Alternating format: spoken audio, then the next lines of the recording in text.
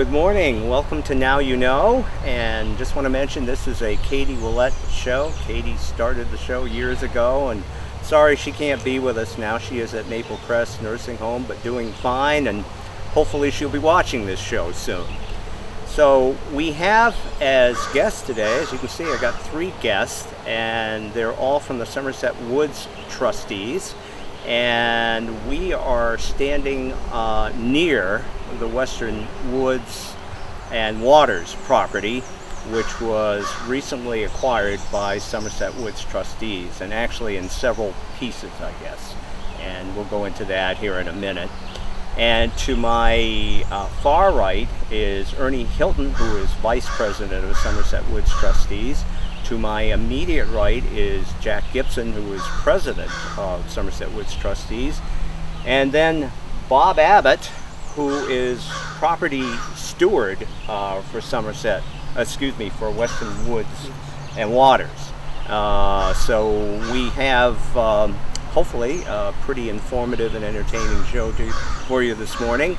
And would one of you like to take a stab at giving us a little history on Somerset Woods? Sure, I'll be happy to do that. I'm happy to have the opportunity to speak to all you folks out there. Somerset Woods Trustees was formed by an act of the legislature in 1927. And some of you probably know the name Louise Coburn, who was instrumental in the formation of Somerset Woods Trustees, along with other luminaries such as Bill Philbrick Sr. in the Skowhegan area. And our mission is to obtain and manage land for the public, and especially to beautify the entrances into towns, and so you can enjoy properties like the Kennebec Banks Rest Area on Route 2 coming into town from the east. It's one of our keystone properties. So we go back decades. We're the oldest land trust in the state of Maine, I believe. I have not been able to find any that are older. And we have a number of properties generally in the southern Somerset County area. Our mission is restricted to Somerset County. And so we hope you folks will get on our website, www.somersetwoodstrustees.org. And you can find out where our properties are, and they are all open to you folks, the public. Yeah, thank you. Now, as I said, we're standing right near the Western Woods and Waters property, and why don't you give us just a little history of how this all came about? I mean, this is a really significant property, or properties, that you bought, with 308 acres total. How this all happened? Ernie, go ahead. Well, some time ago, I guess it's around 2013, I believe, that we were approached by the Weston family, Weston Homestead Farm Corporation, which is the members of the Weston family who own the Homestead Farm at the north end of Weston Avenue. They wanted to do something to preserve their property. And in so doing, we talked about conservation easements and whatnot else. Things kind of didn't seem to be going very long expeditiously, and there was issues with land for Maine's future, so the project got dropped until probably around 2017 or 2018, when the family, we got together with the family again and arrived at a price for the purchase of it, and then we went about grant writing and fundraising, and I believe it was in 2019, September of 2019, that we actually closed on the purchase of 275 acres, which was all the remainder and all the forested portion of the Weston Homestead Farm. That's the extreme north end of the peninsula. The Kennebec River comes down from North Anson, goes around Weston Avenue, and it juts right up north again about a mile, and then comes down into Madison proper. In the course of that, we obtained that purchase actually encompassed about a mile, or maybe a little bit more than a mile, of Kennebec River frontage. In the course of putting this project together, another member of the Weston family actually donated about another over a mile of Kennebec River frontage, 250 feet deep from the river. And then a third member of the Weston family, these are all cousins or whatever, donated a trail easement which led us all the way down to where we are standing now, which is the Nathan Street boat landing. From here, as a result of the fact there's a hydroelectric dam owned by Eagle Creek in Madison and a FERC licensing recreational set-aside, there is actually public access to the Kennebec River from Main Street in Madison all the way up along the Kennebec River and that peninsula, all the way back down to the base of the Kennebec River on the east side of the peninsula.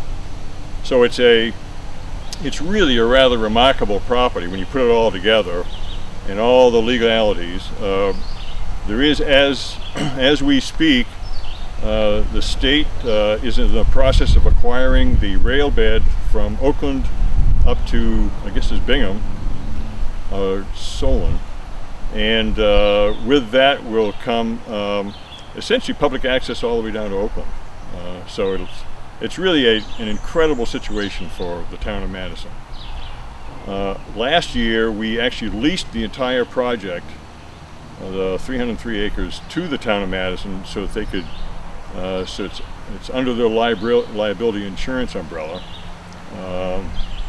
which actually, but we retained management rights and that sort of thing. So it's a developing project for us, along with all the many other projects we have. But I think it's when you look 50, 60, 80, 100 years down in the future, it's going to really pay some major dividends to the town. And you've got like a mile of frontage on the Kennebec River, is that right? Well, starting just a little bit north of here, this land is owned by Eagle Creek, subject to a FERC recreational set-aside. The public has an absolute right to the recreation all along this section by a federal licensing project. Then starting at the north end of this, the upriver end of this property, then you get into our project area, and it is probably about 1.5 miles of river frontage that the public has an access to all the way up to where it intersects with Weston Avenue.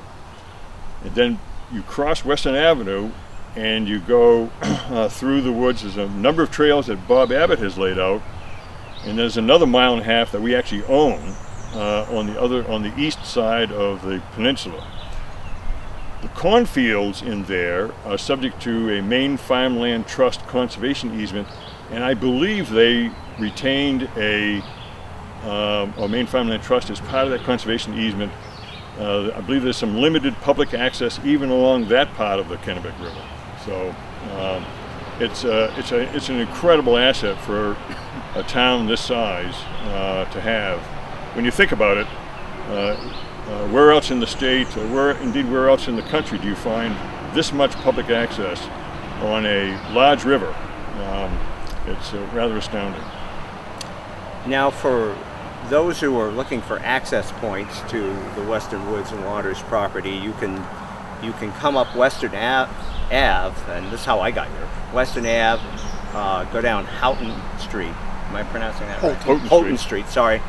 Madison people would know that. Houghton Street, and then you will cross Madison Avenue and then come down Nathan Street right to the boat landing.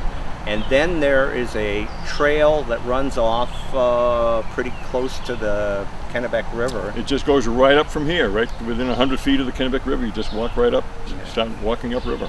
And you can also access, you said you can come off on Main Street as well. You can walk, essentially if you walk up the railroad tracks by the fish store on Main Street and veer off a little bit. It hasn't been developed yet. Once the rail trail is developed, then it will be fully developed. There'll be parking and whatever else in there. But that's maybe about a year in the future.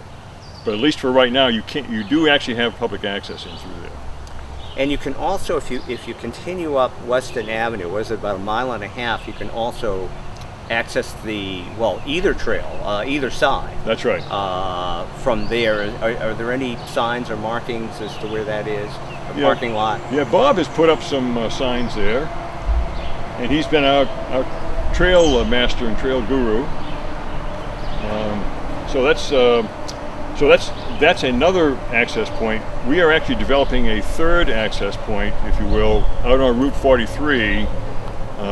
We're in the process of purchasing another 15 acres, which will be a larger parking area for larger gatherings or what have you, horse trailers and that sort of thing. And that'll provide another major and actually easier access point for many people to get onto the property. So. Well, let's talk to the steward of the property because he knows everything about it. That's right. And Bob Abbott, what does it mean being a steward? Well, September of 2019, I volunteered for this job only because I grew up here. I lived in Madison all my life. This was my playground. So I wanted a hand on it. And Ernie was nice enough to say, okay, go for it. And I've opened up, at the time, we was building a trail from the Weston Avenue point up there. You brought the tractor up in the 9 yards, and we had to cut trees and the whole 9 yards. Had quite a crew. We actually made a red loop, a red trail at that time. Since then, I've incorporated the yellow trail, which takes us all the way up to the notch and back down through. And then there's a blue trail that takes you around the peninsula on the upper end. The trail here on Weston Avenue, like you said, there's one on the right, one on the left. We have signs, so you know which way. The one on the left brings us right back down here. Good level ground, easy walking. The one on the right takes you up through the woods, and there's some cocking hills in there. It's good for people who like to get out and get around. The yellow trail is 3.4 mile loop, and this time of year, you'd be surprised what you can find in there. The wildlife, the fauna, everything is just coming into its own. New birth. My favorite time though is September, October. It is gorgeous. All the colors, can't beat it. Good place to be. Are you getting many people out on the trails now, Bob? Not right now. I think it's because the black flies, they've backed off, but mosquitoes are horrendous. Yeah. In the fall, September, October, 15, 20 people a day, easily. Okay, very Easily. good. Yeah. Now, today, as we're filming, it's going to be a 90-degree day, so let's hope it kills off some black flies. I'd like to see it get the mosquitoes down. Yeah. Black flies weren't bad. I was up there Monday. So if you're out walking on the trail, what type of wildlife are you likely to see? Well, let's see. Last year, we saw baby fisher, fawns, deer, coyotes, hawks, many different kinds of birds. In fact, you get up around the upper end of it there, and there is eagles flying around. Yeah. Squirrels and chipmunks. Well, I was just out there yesterday and came across a painted turtle digging a hole in the middle of the trail, laying its eggs. And I might point out that downstream from the parking lot here, when you get into these wetlands, my wife and her friend and I have seen, it's a very exuberant wetland, and we saw a dozen turtles a day sunning themselves on logs, easily, and that's like every day. And lots of birds. So there's I think that people shouldn't forget that the wetlands project, which is downriver, headed towards the trestle from the parking lot here at Nathan Street Boat Landing, is a kind of accentuates the diversity that you find throughout this whole project. Because we, as the Somerset trustees, kind of incorporate that. We've talked to Eagle Creek about incorporating that into our signage, whatever brochures we make, everything else that's encompassed within what we do here is going to include these wetlands. So We should mention, Chris, if I may Oh, go right ahead. interrupt, but on Facebook, Somerset Woods Trustees, we have our own Facebook page, and our executive director, Jennifer Brockway, does a great job of renewing it.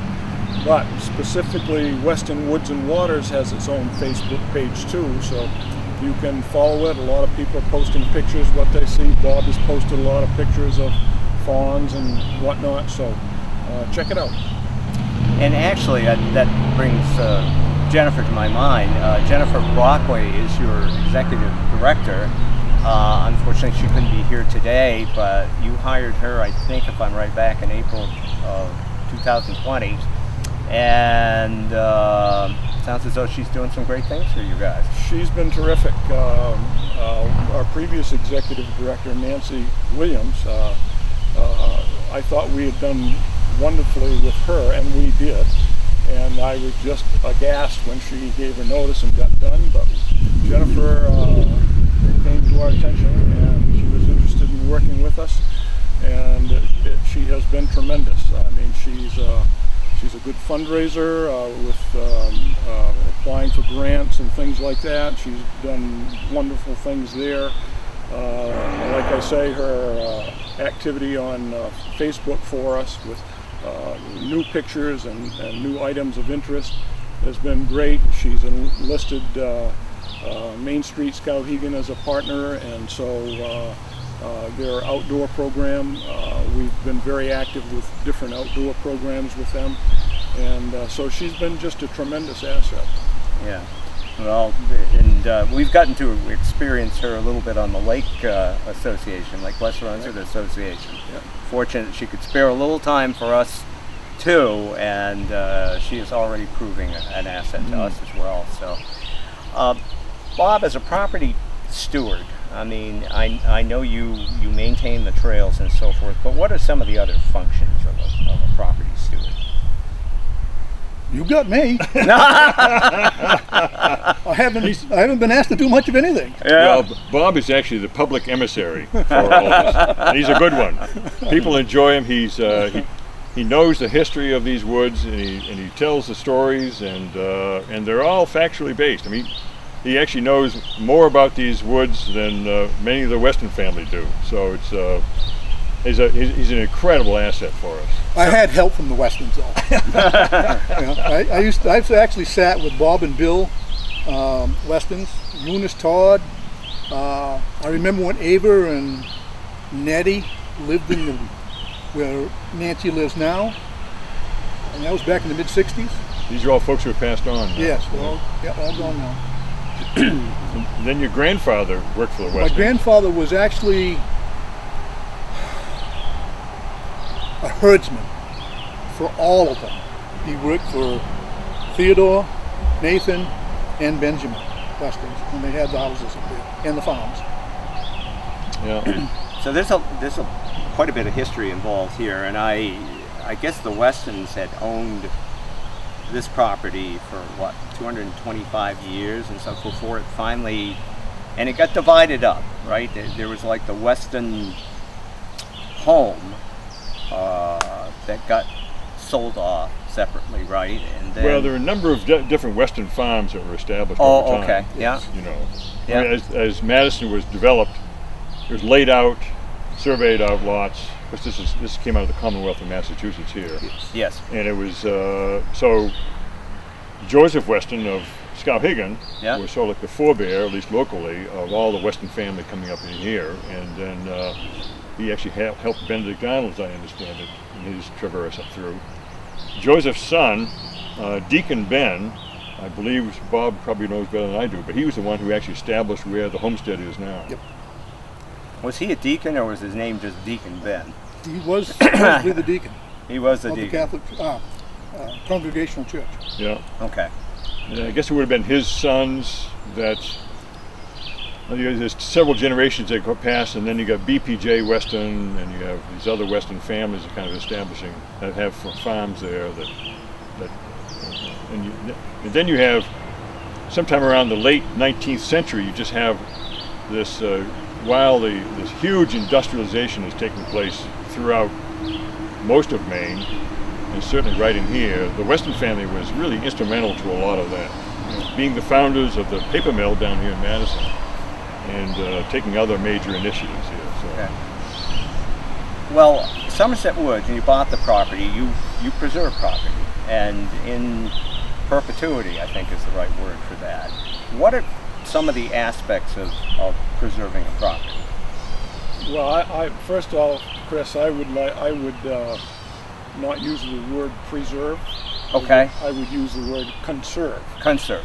Because preservation implies that we're just keeping the property as we found it and not doing anything with it. Okay. And conservation, we are first and foremost using all our properties for the public. Okay.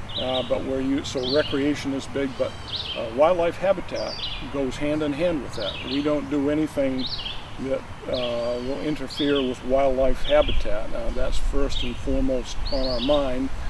So as humans use the property, we want it done in a manner that furthers our conservation values, should I say. So what was the rest of your question? Well, I think that was generally the aspects of, we'll call it conserving a property. Oh, well, you know, that conserving any property, it's an ongoing thing every year. I mean, Kennebec Bank's rest area is a great example of that. I mean, every year we have to have work done down there, and a lot of it's volunteers, you know, cleaning it up. We took a group of 4 ash trees down just a couple of weeks ago because they were becoming a hazard. And obviously mowing the lawn, staining the structures, the picnic tables and everything need regeneration sometimes, one in particular right now. So those things happen every single year, and so it can be a lot of work. And we've got so many properties now, up to this point, all of our work has been done by our board, which is just 12 individuals. 12 members, yeah. And our executive director. And we're very fortunate in the last few years in particular, we've had a lot of volunteers come on board, like Bob. And that has made life immeasurably easier for the board. We don't have to put in the time that we used to do. And obviously we're all unpaid, we're just volunteers ourselves. And so that kind of thing is an ongoing thing that happens every year to many of our properties, particularly if we have trails on them. And right now we're trying to develop trails so public can use the property in a safe manner. Okay.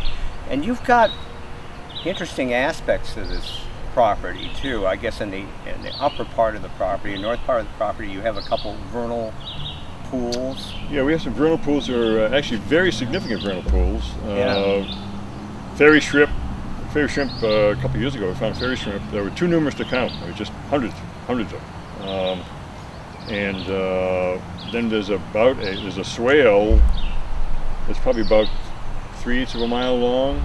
Yeah, all of that. Anyway. All the way down to Walker's. Yeah, Walker's Ditch. that has huge amount of wetland value, and so it's a. And right next to that is you get into the hill, the spine, if you will, of this peninsula, which is a ridge that probably rises maybe 100 feet or so above that wetland, and it is just a huge diversity of habitat in that property, in all this property. I mean, it's really remarkable. I was up there with my daughter Emily yesterday. We traversed all the way up to the very point of the peninsula, and I was just thinking about just the gravel that's there and how the Weston family decided to conserve that property rather than just allow it to be all subdivided or just mined out for gravel or whatever. As an attorney, I've been involved in some conveyances of gravel pits, and they're worth a lot of money, quite frankly. And the Weston family could have done an awful lot better. There was a real discount sale that they made to us, so we really appreciate that very much. Now, the Weston family did quite a bit with agriculture, on Yeah. the property, on their overall properties, and they, because of the woods, they did quite a bit with lumber as well. Correct? Later years, Yeah. after 1945, when they shut the farm down, Yeah. then they timbered the land in there, Yeah. basically for the taxes. Okay. Well, Bob, you've found a photo from 1910 probably, or 20, Yeah, somewhere around there. something like that. Yeah. It shows really expansive fields and pastures, much more, that were way up into what is now wooded. So, yeah. Kind of like Maine in general. you It's know? like, so Yeah. it's like Maine in That's right. general. Yeah. Now, so you've got a vast area of the land that is wooded. Is your intention to selectively log it at different intervals of time? Well, I think it's sort of in development, Yeah. those kinds of sensibilities. I mean, in terms of what the people want, what the public wants, you know, and there are those who are looking to see it maybe develop into like an old growth forest, you know, over time, and that could very well happen. You know, we'll see. Personally, I would like to not see it cut in my lifetime. Okay. How you feeling? Shaky. So we'll see how this all goes. Well, one of the reasons we got this property was, I don't know if you remember, but in October 2018, we had a tremendous windstorm. Yeah. Yes. And yes. Peter Weston came after the snow flew, and he was snowshoeing on the property, and they had a tremendous amount of wind throw on the property. Yeah. And Peter needed to get somebody in to most of the big pine trees, and needed to get a logger in to take care of that and clean it up. And while he was looking at all those down pine trees, he decided we've got to call Somerset Woods trustees again and conserve this property. And he did. So, you know, logging had was part of the reason that we ended up getting it. And certainly we would do things like that to keep it safe and a good experience for people. If we had storms like that, we would go in and log it and take it before the... So you get the blowdowns and stuff. Yeah, sure. And you know, Yeah. if snags became unsafe on trails, you know, we would get in there and do that kind of thing.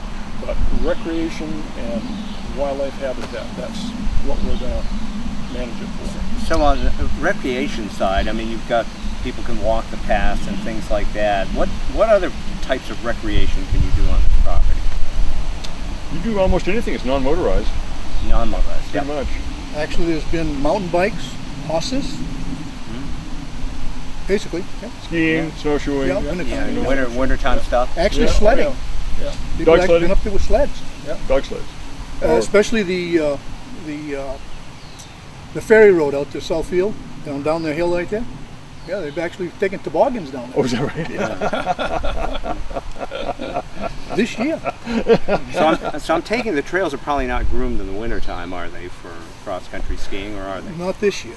Yeah. Well, a couple of years ago, the Abenaki Snow Riders groomed the trail along the river up to Weston Avenue as part of, you know, they come down, they follow the snowmobile trail down to the Nathan Street boat landing, and then on their return trip, because it's the same distance, they groomed our trail just so that there'd be that portion of it would be actually groomed. Okay. But there was no, but we aren't envisioning at all any kind of a systematic grooming of trails, because the trails really aren't set up for that. They aren't Okay. wide enough, really, you know. Well, certainly snowshoeing. Oh, would be yeah. a Oh, my gosh, good, yeah. good, good thing to do. And there's all these historic sites in there. There's ferry landings. There's Bob has put signage out indicating where cellar holes are, and various springs and other things that existed back in the day, and he's done a wonderful job. So there were some old Western homes or foundations left over from the homes on the property? There was a Weston home that was actually moved, and I don't know exact date. There was another dwelling that was actually there when Deacon Ben bought the place, that was owned by Stephen Walker.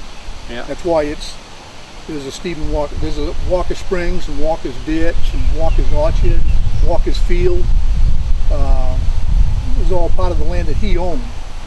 And then the upper end of it, there was actually a house and a barn up there that you cannot find a dwelling to anymore. That was actually owned by, I believe it's Joseph Linnell. Okay. And he was the third owner, because the original one was Samuel Titcomb, and he sold it to Amos Poolid, who unfortunately died, and his wife didn't want it, so she sold it to Joseph Linnell. And at the time when he owned that, for a couple years later, he had to have something to do with Deacon Ben, because Joseph Linnell died. And Deacon Ben kind of stepped in and says, wow, this is all mine now. But he didn't actually get the hands on it until later in the 1800s, when his son Nathan, who was running the farm, finalized the whole deal. Yeah. I still think it's remarkable that this was all preserved Oh yeah. Oh my God. for that length of time. Yeah. Roughly what, 225 years? Whereas isolated, you know, it's there really wouldn't be any reason to go up there, because there's no way to get through to any place else. You know, so I think that's what kept it the way it is. So. Should mention too, there's an interesting monument on the property that Yeah. you can visit, with some names on there that I understand used to be a cemetery. Yeah. But all the Weston folks family. that were resting there, they had moved into a cemetery in town. But the monument's still there, and it's an interesting spot, and to see these names from the early 1800s on there, and it's a nice spot. So eventually you're going to have more signage, right, that will identify. Yeah, there's a project underway right now to do that, and we hope to have a lot of that together, I think, this fall. We've actually engaged with some of the natives to determine what how they referenced this section of the river. Yep. And these places, so that we might be able to incorporate that into our signage. So. Yeah. So what are some of the other aspects of things? I mean, in terms of. Well, back in the 1990, Poland Springs went and actually dug 3 wells up there. And they're actually wells That's right. drilled and capped today. Yeah. And unfortunately, the water wasn't up to their standards, which was a good thing for us, because there'd be a big substation out on 43 right now if it was. Absolutely. Yeah. Yeah. So it fell through, which was a good thing. Yeah. Mentioned the monument. There's other high points there. There's a place called High Corner, which is the upper end where the river comes down around Weston's Island. There's a big high ridge, and it's all hemlock on it. Okay. And I mean big hemlock. But the only bad part is that when you walk in there, it's one way in, one way out, unless you do it in the winter. Okay. Because Big Brook comes in at the bottom, and you got to cross Big Brook. And yeah, it's not a good thing in the winter. I know I took Jennifer Brockway in there, and we kind of scooted across it quick. She was leery, but it was a good trip around. Now, as I mentioned before, we're not facing it, but we're standing near the Kennebec River, and of course you have access to it from your property. What are some of the fishing options? Well, I guess you're going to make me answer that, aren't you? I know nothing about fishing. Well, actually, this section of the river is pretty much a warm water fishery now. Yeah. Smallmouth bass would be the primary fish. I don't know if pickerel are in here or not. Frankly, I don't fish this section of the river, but Yes, Bob's there Johnny's is. have pickerel are in here.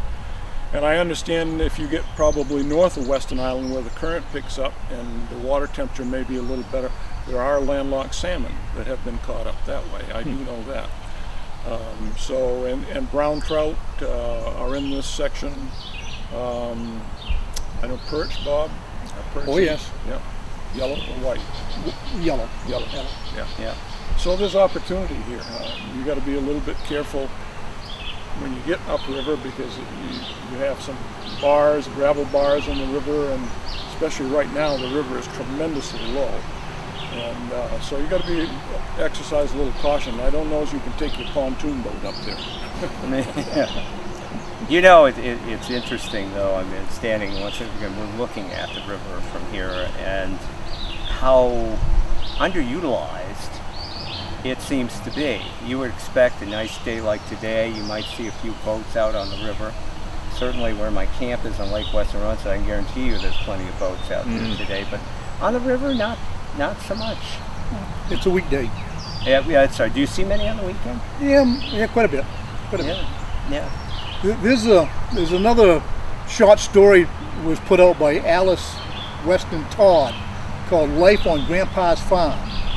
And there's an article in there about catching the last Atlantic salmon on the Kennebec. Yeah. And it was up here by Woodchuck Island Yeah.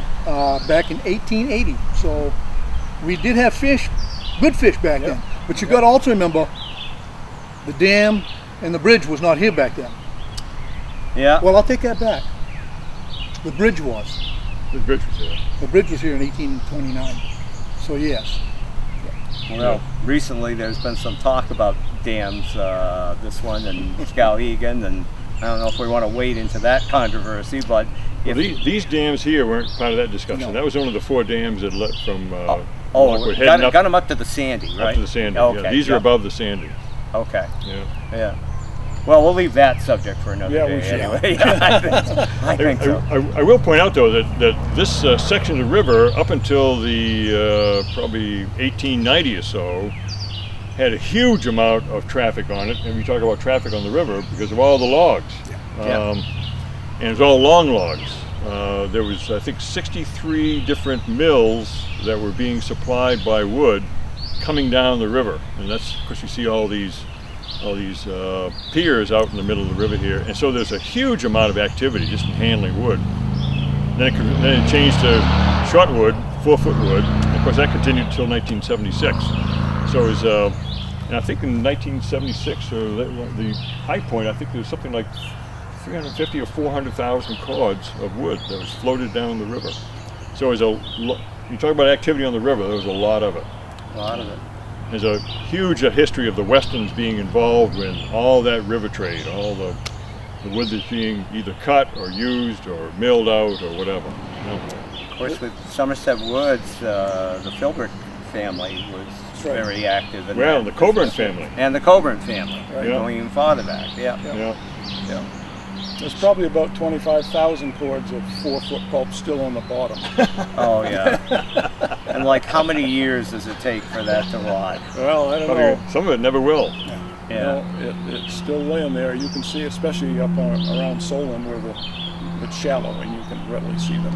Much as that had a purpose in its day, it's surely nice to see the river much cleaner and back to recreational use and fishing and so forth. So that thing is good. Well, any of you that come to Western Woods and Waters and you walk along the river, you get a chance to see some of this, and it is absolutely beautiful. Yep. So I would encourage you to come here and experience this property.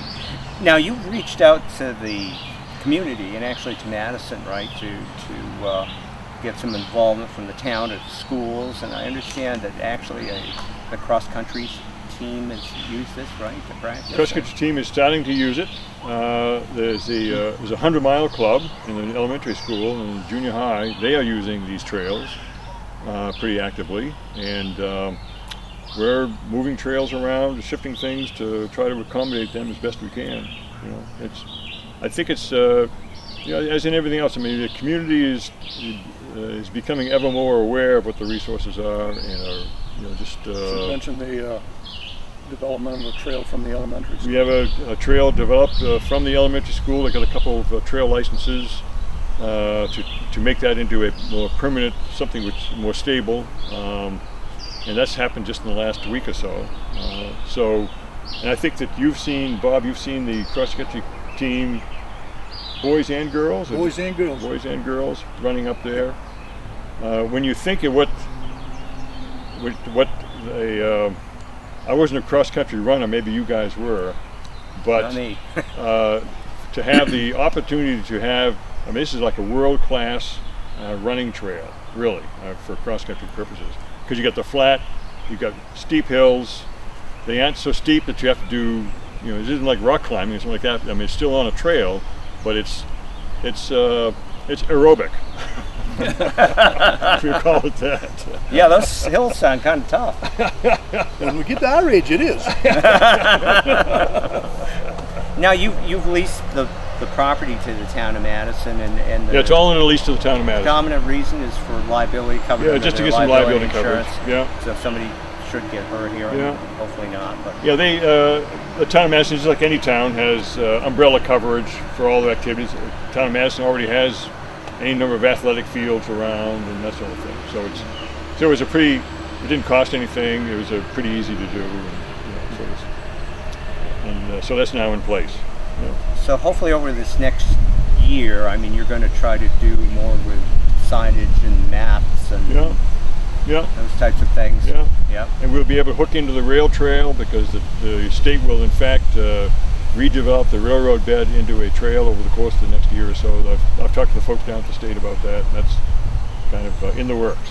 So Is any of this $1.9 trillion stimulus, can any of that be directed to that project? That's a lot of money. You think you can do a lot of things, right? well, the rail trail, the purchase of it's already been paid for. I'm not sure whether they've already got the funding to convert these trestles and do other work like that, which is, there's a lot of effort involved just in trying to make a trestle safe for Of course. for biking and walking, that sort of thing. That's really exciting. So that's going to run all the way from Bingham to Oakland? All the way down to Oakland. And of course then the folks down in Waterville are looking to try to hook the Messalonsky trails into that in some fashion. So you'll be able to bicycle or do whatever all the way right down into downtown Waterville. Because I've walked some on the Northampton to Bingham stretch, and or Solon to Bingham stretch. Excuse me, Solon to Bingham stretch, and that's quite good. Oh, it's a nice trail. Very pretty. Yeah. If they do the same thing all the way down through, that would be amazing. Yeah, the Solon to Bingham's trails. I mean, you're only 50 feet from the river. That's right. Many places. Yeah, So, that's right. Absolutely gorgeous. Yeah. And I think you catch some different types of fish up there, right? You get that far or not? Maybe actually some trout. Yeah, some rainbows up there. That's cold water fishery. Yep. Anything else on Western Woods and Waters you folks would like to mention? I can't think of anything right offhand. It's all just come back to us in a couple of years and we'll have a whole guff more. It's a work in process. Hey, we're always looking for shows and looking for updates, so you can be guaranteed that we'll come back again. So in our remaining time, maybe talk a little bit about some of your other projects that you've got going on. I know over in East Madison, the Jacob Pines Woods, and that is accessed off the Lower Mills Road. Lower Mills Road, yeah. And that was donated, or some of it was donated by the town of Madison, I believe. Right. There was a Mr. Jacobs that owned it originally and donated it to the town of Madison for educational purposes, more or less, for Boys and Girl Scouts and things like that. And, the access then wasn't very good, frankly. And I believe the library was the holder of it. Yeah, the library was the one responsible. George Jacobs actually devised it to the library in his estate, and the library really wasn't set up to manage it. They just whereas we are. They aren't landowners, we are. And so ultimately the town of Madison deeded it over to us. And there was some restrictions in terms of what it could be used for, mostly, recreation, that sort of thing. And I think there's a few $1,000s that came with it. And we used the few $1,000s to buy an adjoining property from a Chester Messer. And prior to purchasing that Messer property, the access was just a very, very narrow, it's like 12 feet wide or something like that. They went right by somebody's house up a very steep hill. It was totally, without question, it really wasn't a very practical access. So we traded that for this other access, which enables us to have a really good sized parking lot. In fact, just yesterday, they had a chainsaw safety training class out there. Okay. But they've developed trails out there, there's signage, there's a wonderful vernal pool out there. I think it's, trying to think how big that is. The Messer lot? No, the whole thing. It's like 40 or 50 acres or something? I think the Messer lot was close to 40. No, it's like 15, I think. Oh, 15. Jacob's lot was 30 something. Yeah, so it's about 40 Yeah. acres, 50 Yeah. acres or so, or something like that. So it's a Okay. good sized piece of land, and it's going to be available as George wanted. George was a industrial arts teacher here in Madison for Okay. decades. In fact, did you have him as a No, teacher? no, I didn't take that shop class. Yeah. But he nurtured that woodlot for decades. So it's got a huge pine on it. That's really a nice, Yeah. you have kind of a primeval feeling when you go in there. So there's a trail on it now, right? There's 2 or 3 trails on it now, actually. Yeah.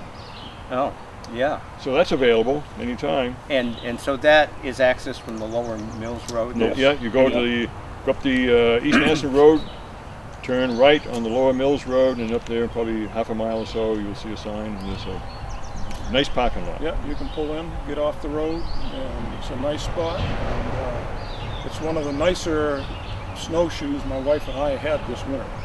It's not very long, but it's just beautiful and would make a tremendous hike too for people that don't. It's not real strenuous. There's only one part on the loop that you go up a short slope. It's not bad at all, but it's just a lovely small piece of property that we're fortunate to have. I understand one of your board members is Eric Lottie, and Eric has done quite a bit of maintenance on that. Well, Eric's kind of a neighbor of the property. Yes, he is. Yes, he So is. he spends some time out there, and he's done some cutting of down trees and clearing the parking area there. And he recently just went out there with some volunteers, and they planted 200 cedar trees. Oh. And he has done quite a bit of work along with some other volunteers, I think, out there as well. And you're going to have it's an education walk or something on the trail. I think I remember seeing something for July. I believe so. Yeah, I Yeah. think Jennifer's lined something up along those lines. Yeah. So you do things like that for the general public, right? That Yeah. are educational, I think that is in recreational. conjunction with the outdoor program at Main Street. Skowhegan Outdoors? Yeah, Skowhegan Yeah. Outdoors. Yeah. And so you folks have partnered with them. Yeah, on yeah, something. we've been quite active with them. They had a program out at what we call Eaton Ridge and Eaton Kennebec out on the East River Road in Skowhegan. We had last fall a program out there. There's been programs in Coburn Woods. We've done stargazing night and things like that. So Jennifer is very good at partnering with organizations and getting people out and interested. And again, all of those things are posted on our Facebook pages, so I'll let you know when they're happening. And if you're interested, you can just respond and sign up, or sometimes you don't even need to do that. Just come. Yeah, you folks have done a pretty good job, I think, in reaching out to the community and getting people involved and getting them to experience your properties, because I don't know what percentage of the population is truly aware of everything that you have, and certainly in recent years you've increased your holdings several times over, I think. It's kind of ironic you put it like that, like, we've done such a great job. It only took us about 80 years to get to that point. but it seems like in the last 5 to 10 years you guys have done really expanded the holdings a lot. We have, and we made marketing to the public. We made that one of our primary efforts, because yes, you could walk down Main Street, Skowhegan, and ask 10 people, do you know Somerset Woods trustees? And 9 of them will probably say no. Exactly. And so we have made that a focus, and with our signs and programs, and when we need help doing something, we put out a plea for volunteers, and so we've done pretty well, at that recently. Now, another new property that you have is the West Somerset Stream property, Preserve. And want to tell us a little bit about that?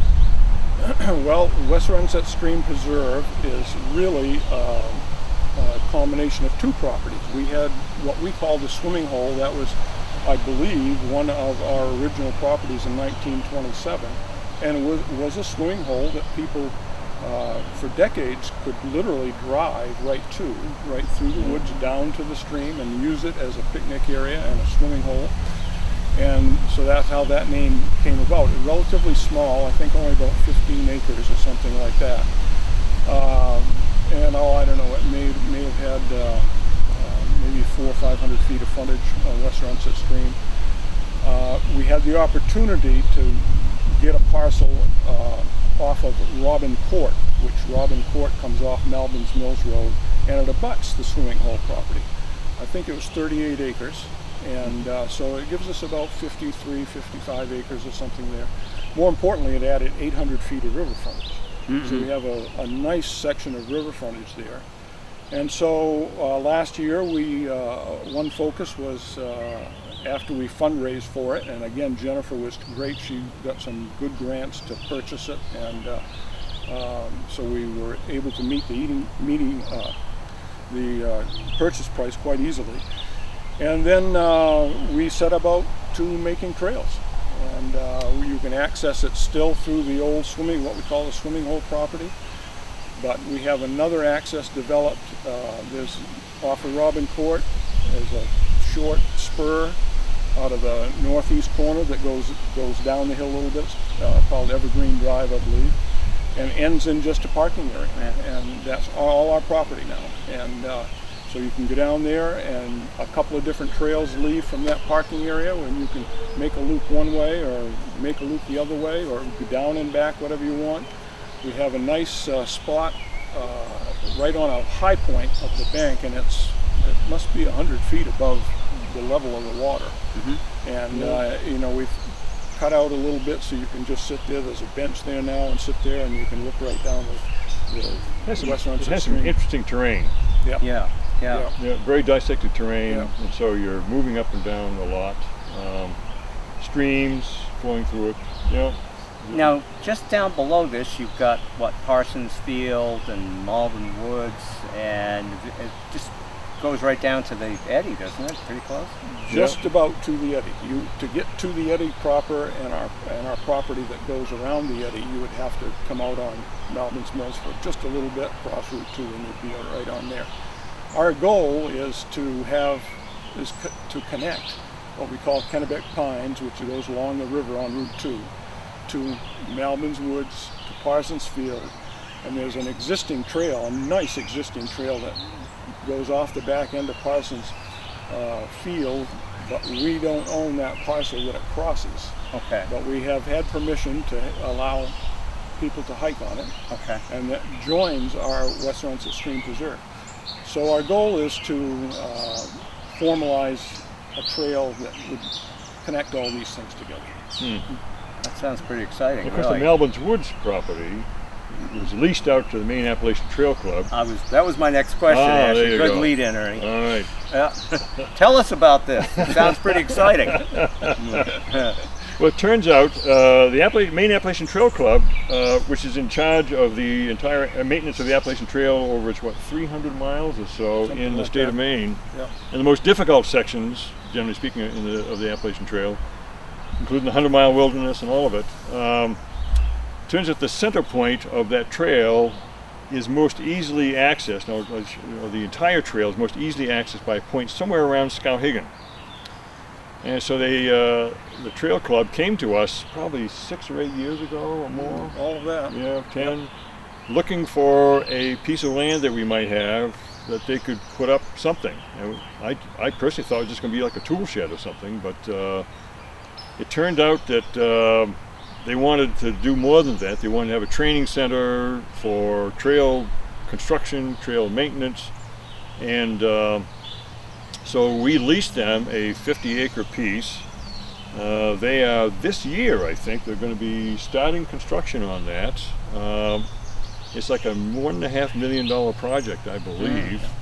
And they've got most of the fundraising for it. It's going to have bunkhouses and storage areas for tools and supplies and whatnot else, and the ability to actually conduct training sessions for really high quality trail construction and trail maintenance. So the Maine Appalachian Trail Club actually has, over the 75 years of their existence, since the Appalachian Trail was established, they have actually developed a pretty high level of acumen about how trails need to be constructed. So this is going to be kind of a world-class facility in a lot of ways. So we're really kind of excited about that. And that parcel is the one in which it's going to be right off Route 2, maybe a couple hundred yards away from Route 2 up the Melbourne Mills Road. And that'll be a parcel that this trail will be going through. That would come all the way down from West Russell Stream Preserve and then down through to the river.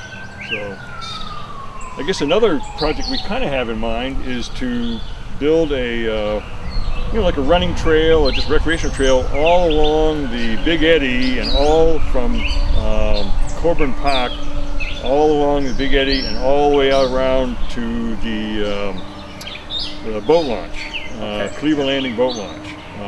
That's about a mile and a half or so. We own all of that except for maybe about 1,000 feet that's owned by Brookfield. So we're hoping as part of the relicensing project that they have going on right now with the Shawmut Dam to perhaps acquire that and then be able to initiate some sort of a project towards making that trail. Now the town talked about a river walk on that side. Would that actually potentially hook into what you're talking about? Yeah. That's the idea. Yeah. Yeah. That's the idea. Coburn Park all the way down to the boat. Yeah. Yep. And then of course over on the other side of the river you've got the DB Trail. the DB Trail. And you got that whole river project that Skowhegan has underway there, right between the eddy and up to the dam. So. And they just got some additional funding, I understand, for engineering, architecture, and so forth for run of the river. And I think they're in hopes of doing quite a bit by the fall. I think they've got all the engineering done. I believe that's finished. Yeah, construction budget. It's just a construction budget. Okay. Yeah. That's good to know. Well, we'll have to have Christina Cannon on again in order to explain that part. We had her on actually back in back in October, something like that, I guess. I can't remember now. Unfortunately, after that, we went on a 6-month COVID hiatus, so we're glad to be able to come back on and do programs again. Yeah. We've got about 2 minutes left. Anything else you folks want to mention before we close? No, I think this has been a wonderful chance to explore the possibilities. Yeah. Thanks for inviting us. Absolutely, and very interesting, and I'm sure next time we have you back, you'll have some more exciting news about acquisitions. That would be nice. Yeah. Well, Bob will have energetically engaged in some of his plans and projects up there, so. You got all in good time. It's an ongoing work process right now. It certainly is. Yeah. Well, it sounds like a labor of love for you, anyways. Gets me out of the house. His wife is grateful. No, I won't go there. And you certainly know the history of things too. So Yeah. So you have quite an appreciation of that. And I guess thank you for doing all the work on the trails here. Oh, I certainly thank him. And someday, soon, I need to get out on a few of those and experience them. This fall, for sure. Absolutely, that would be very nice to do that. And the colors are there. It's gorgeous. Yeah, absolutely. Well, you don't have to wait till then. No. Not any time. Well, anyways, I would like to thank Ernie Hilton, Jack Gibson, and Bob Abbott from Somerset Woods Trustees for being on our show today. Very interesting. It was nice to finally get here to Western Woods and Waters and actually see what all the excitement is about. And it looks as though this area in the town of Madison has a right to be excited about this project. Yep.